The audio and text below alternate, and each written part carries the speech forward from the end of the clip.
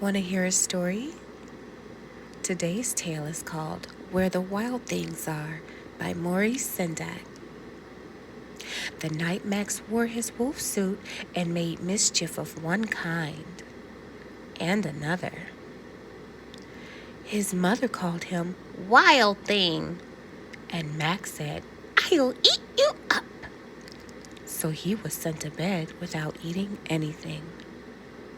That very night in Max's room, a forest grew and grew and grew until his ceiling hung with vines and the walls became the world all around. And an ocean tumbled by with a private boat for Max, and he sailed off through the night and day, and in and out of weeks, and almost over a year, to where the wild things are.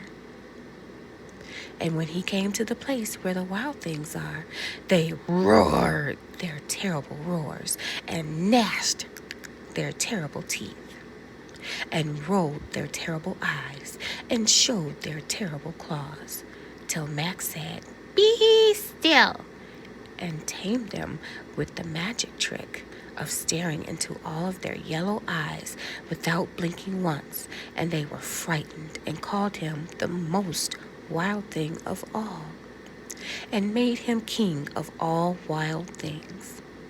"And now," cried Max, "let the wild rumpus start."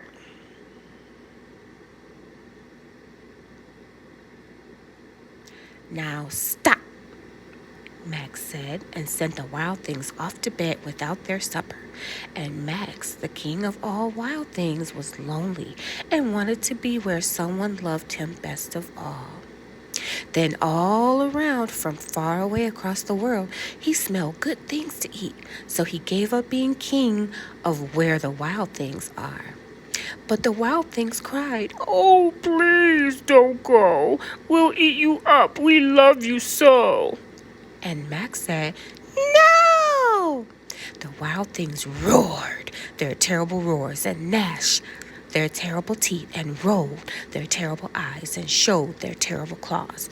But Max stepped into his private boat and waved goodbye and said back over a year and in and out of weeks and through a day and into the night of his very own room, where he found his supper waiting for him.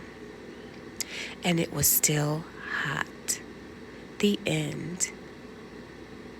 Thanks for joining, kiddos.